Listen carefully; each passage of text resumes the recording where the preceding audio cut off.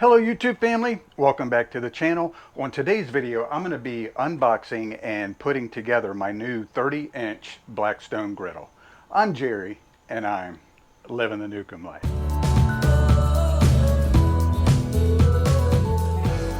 Alright guys, so my kids got me this 30-inch Blackstone Griddle. They've really grown in popularity over the past few years. I need to put this one together and I thought I would bring you guys along. Alright, well, first things first, let's get this unboxed and see what we're working with.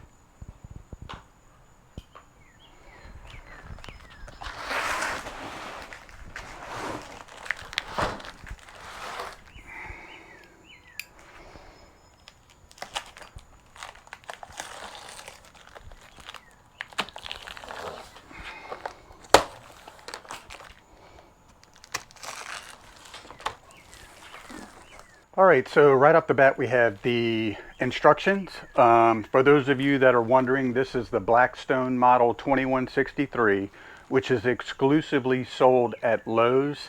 And one of the big benefits is not only is it a 30-inch, 36-inch for us was a little too big, 28-inch, not necessarily too small, but a lot of times we will have large family gatherings, and the 30 inches just made more sense. Not only that, but this version also came with a hood, which added extra protection from the elements.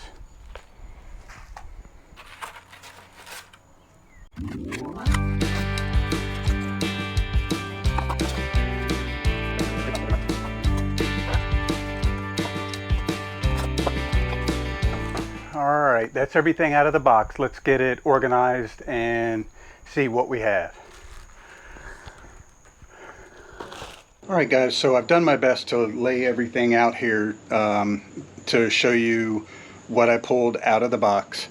And basically what we have here, we have the hood, we have the grill assembly itself, looks like the two outer shelves, the shelf below the grill body itself, and then we have the actual Blackstone griddle, and then the wheel casters, the actual parts to put everything together, and looks like the legs. Here are the actual instructions themselves, and you can see here's the exploded view of everything, and then here are the individual parts themselves. And as you can see over here, it only calls for a Phillips head screwdriver to put everything together. Alright, so I'm not trying to be too critical of this, but unfortunately the directions aren't very clear in the respect that step one, it has you putting the legs together, but it says the left rear leg, and it doesn't designate which leg that it is according to how the legs are marked. A, C, B, and D. So basically what I've done here is I had to decipher that, because in the directions it shows the screw marks up here as being straight and the ones on this side as being somewhat diagonal.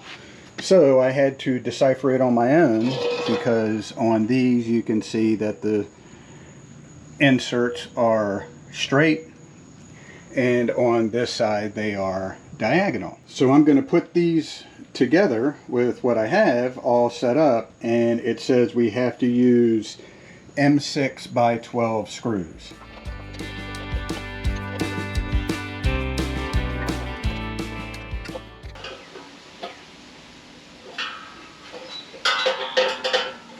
Alright, again, now that I have all the screws in, I'm just tightening everything down. And that is the second set of legs. So the next step is step number 3, and that's putting on the stabilizing shelf. So that is this piece right here. And the tricky part is, it looks like all of the screw holes, so where the screws go in, are on all four sides. And when you don't have a second set of hands, this can be a little bit of a challenge. But all in all, it looks like we have to set up our legs and put the shelf where it goes and simply put in all four screws. One of the things that I have noticed is you want to make sure that the threads on the screws are going in smooth. You don't want to get any resistance when you're trying to screw them in. So what I've been trying to do is put them in as far as I can with my fingers, and then finish up with the screwdriver. Because one of the things you don't want to do is cross thread. It's just going to cause a whole lot of issues down the road. Alright, now that I got all four screws in, I'm just tightening all four of them up.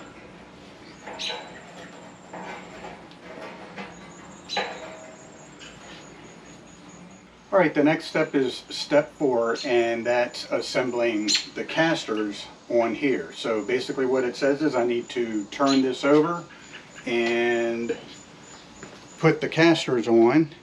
One of the main notes is it says you want to make sure that the casters are locked. So basically what that means is the caster, all of these are lockable, so you just have to push that down. But you want to make sure that this portion right here is not going to move, because that's how you're going to make sure that you tighten it up. A few things that I have noticed is some people have been trying to tighten this up even more by trying to tighten this nut right here.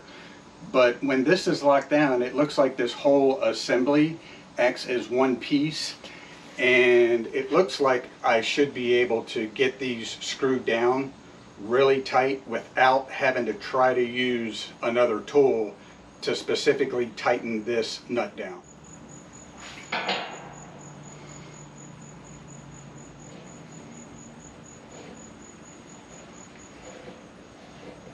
And I'm just being careful to make sure I'm not going to cross thread.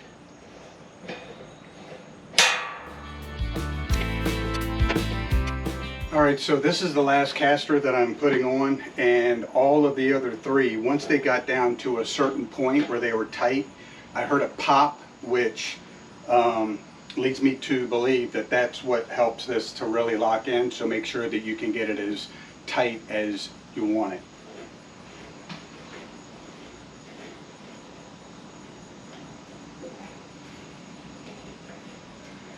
And then you just loosen up the wheels, take the brakes off, and they should be able to spin freely.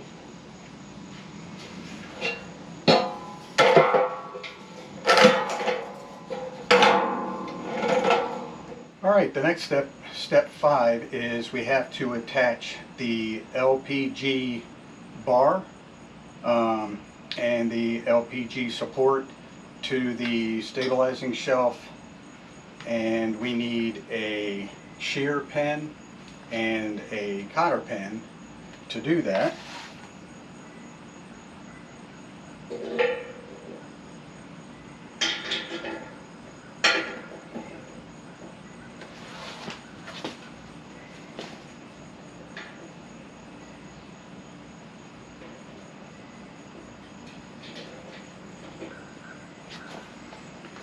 And we need one M6 by 12 screw to put on the stabilizing shelf.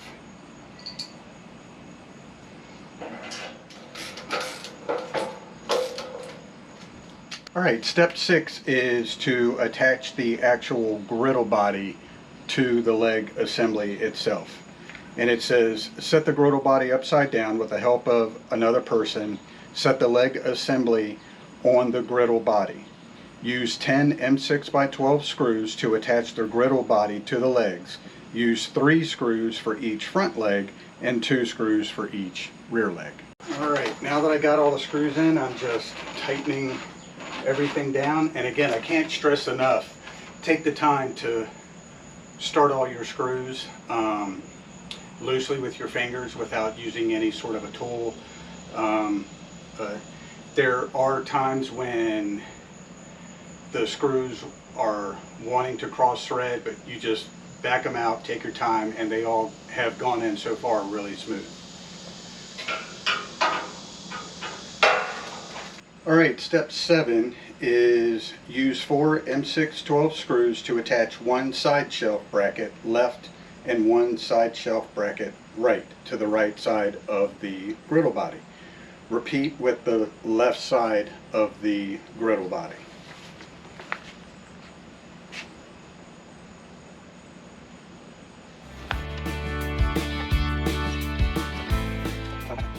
Alright, so with these brackets you want to make sure that the L, what looks like an L, is facing down, and they're marked. You got a right and a left.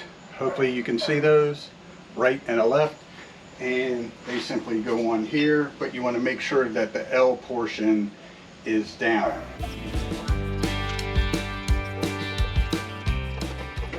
And tightening up all 4 now that they're all in. Alright, the next step is step 8 and 9, and that's attaching the side shelves themselves. The first part is you have to put in screws to the shelves themselves on the top, and then you have to attach the shelf and put a screw on the bottom in order to allow the shelf to rotate down. So for the side shelves, you're not just going to use their regular M6 by 12 screws. You're actually going to use the M6 by 12 shoulder bolts, which are a little different. So just make sure that you're using the correct bolt for your shelves. The main difference between these is it has what looks like a spacer or a space at the bolt head, which is going to allow you to tilt your shelf.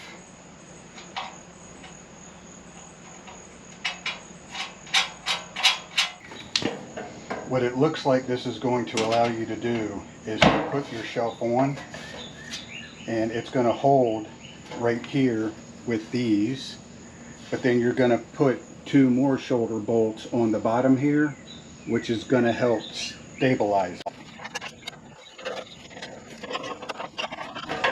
Alright, and then once you have all of those bolts snug, not necessarily tight, but what that's going to allow you to do is to put it up on the shelf, and it'll rotate on these right here to allow you to set the shelf down. Alright, now we just have to do the same thing with the other shelf.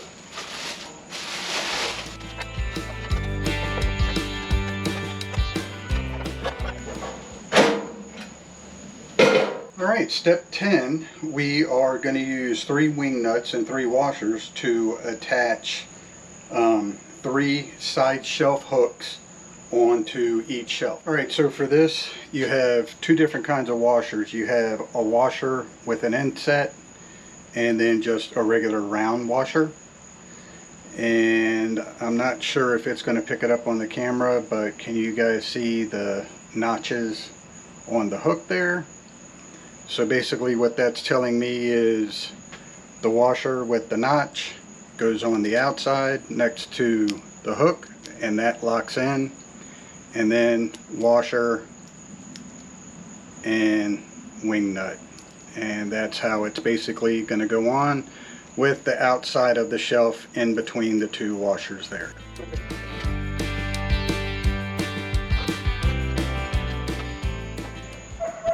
Alright, the next step is step 11, hang the grease cup in the slot on the back of the griddle body.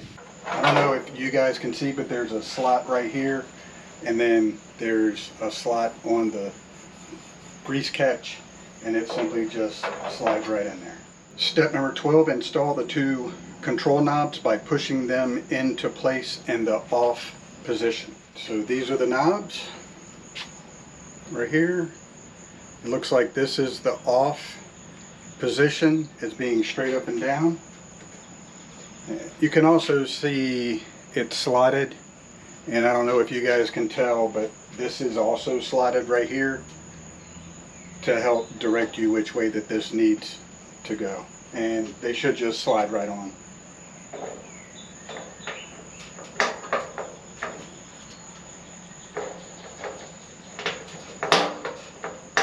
Step 13. With the help of another person, it's just me, place the griddle top on the main body by aligning the 4 pins of the holes of the body. So I don't know if you guys can see that, but there's 4 pins at the bottom of the griddle, but at the top of the griddle body where you have to match up and put the griddle on. Alright, so can you guys see those 4 pins? And I'm just going to line it up on the openings on the grill body with the griddle.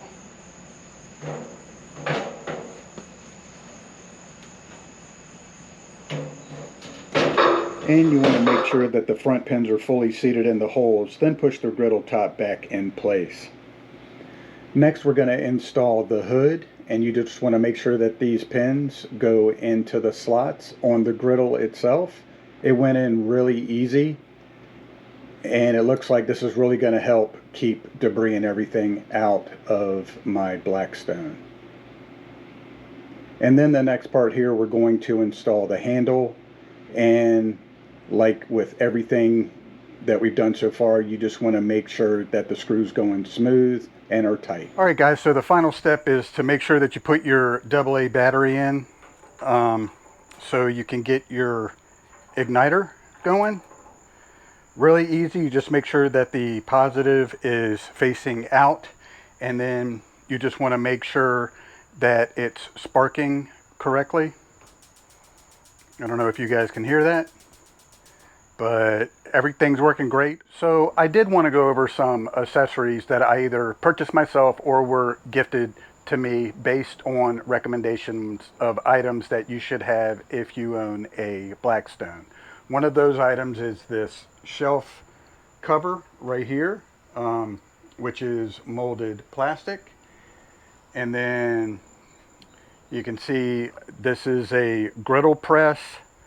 This is a kit that my daughter bought me that has 6 pieces, 4 spatulas and for oil, a tool holder which is magnetic tools, and a tool rack, and of course the grease catch for easy cleanup, and the Blackstone Griddle seasoning. And you guys saw me using my thermometer.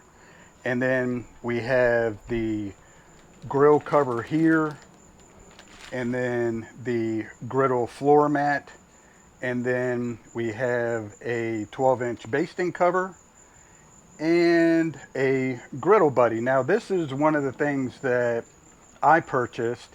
Some of the things that I read was you really want to protect your griddle, and this came highly recommended. This Griddle Buddy silicone mat is a one-size-fits-all that will fit pretty much any Blackstone griddle that you can purchase. You just have to cut it to fit, and as you can see, when I put it in my griddle, it fit really snug, really nice. I'm satisfied with the quality, and I hope it's really going to help. This video was really fun to make. I did an unboxing, assembly of my 30-inch Blackstone griddle. I'm really hoping that this silicone mat along with the hood are really going to prolong the life of my griddle. Like you guys, I've heard stories of Blackstones rusting out or just going bad, and I'm hoping this is really going to help. But I hope you guys liked this video. If you did, give it a thumbs up. Don't forget to hit that subscribe button. It's free, and it really helps our channel grow. And hit that notification bell so you're up to date on all of our upcoming videos. But thank you guys so much for watching, and we will see you on the next one.